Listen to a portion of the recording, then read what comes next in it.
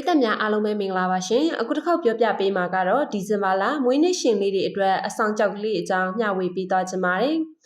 ဆောင်းရာသီရဲ့အေးဆုံးလလို့တင်စားကြတဲ့ဒီဇင်ဘာလမွေးနေ့ရှင်တို့အတွက်မွေးနေ့ကြောက်ကလေးကတော့တွားကိုက်ကောင်းကင်နဲ့မြေကြီးရဲ့အမှတ်သင်္ကေတဖြစ်တဲ့ကြောက်ကလေးတွေပဲဖြစ်ပါတယ်တွားကိုက်ကြောက်ဟာဆိုရင်တက်တန်းအကြာအရှိဆုံးအဆောင်ကြောက်များထဲမှာတစ်ခုဖြစ်ပြီးဒီဇင်ဘာလမွေးသူတွေအတွက်ကိုစားပြုသောမွေးနေ့ကြောက်ကလေးလည်းဖြစ်ပါတယ်၎င်းရဲ့စိမ့်ပြအောင်ဆိုရင်နှစ်ထောင်ပေါင်းများစွာတိုင်အောင်ယဉ်ကျေးမှုမျိုးစုံရဲ့တမိုင်းဝိညာဉ်ရေးရာနဲ့အမှုပညာဆိုင်ရာအလှဆင်မှုများတွင်အဓိကနေရာယူခဲ့ပါတယ်။အီဂျစ်ရှေးခေတ်အီဂျစ်လူမျိုးတို့ဟာဆိုရင်တွားကိုက်ကိုနှစ်ပေါင်း3000ကျော်ကလေးကသုံးဆွဲခဲ့ကြပါတယ်။၎င်းကိုတေချင်းမှရှင်တန်ထမြောက်ခြင်းနဲ့ဖျားသခင်မှဟတ်တာတို့ရဲ့အမှတ်သင်္ကေတအဖြစ်ကိုးကွယ်ကြပြီးတူတန်ခါမွန်ဘုရင်ရဲ့ရွှေမျက်နှာဖုံးမှာတောင်ဒီကြောက်ကိုမြုပ်နှံထားတာကိုတွေ့ရပါတယ်။တွားကိုက်ကြောက်ကိုဝှေ့ဆင်ခြင်းဖြင့်မကောင်းသောစွမ်းရည်များနဲ့ဘေးရန်တွေများမှာကွာကွယ်ပေးသည့်အဆောင်ကြောက်အဖြစ်အထူးထင်ရှားပါတယ်။တွားကိုက်ကြောက်ကစိတ်ဖိစီးမှုနဲ့ပူပန်မှုကိုလျှော့ချပေးပြီးစိတ်ခံစားမှုဆိုင်ရာတည်ငြိမ်အေးချမ်းမှုကိုပါပေးစွမ်းပေးနိုင်ပါတယ်။၎င်းသည်ကျန်းမာရေးစီးပွားရေးနဲ့ချစ်ချင်းမြတ်တာကိစ္စများတွင်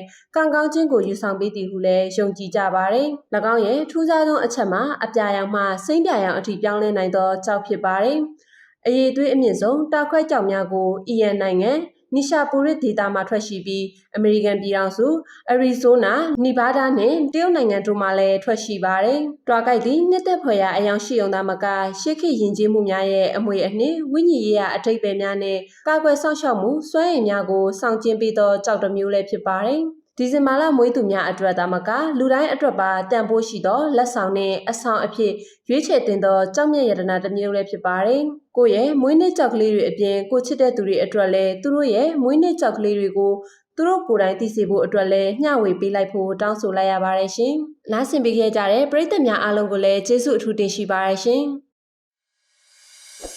ကျမတို့ရဲ့နေလာ channel ကို like subscribe လုပ်ဖို့မမေ့ပါနဲ့နော်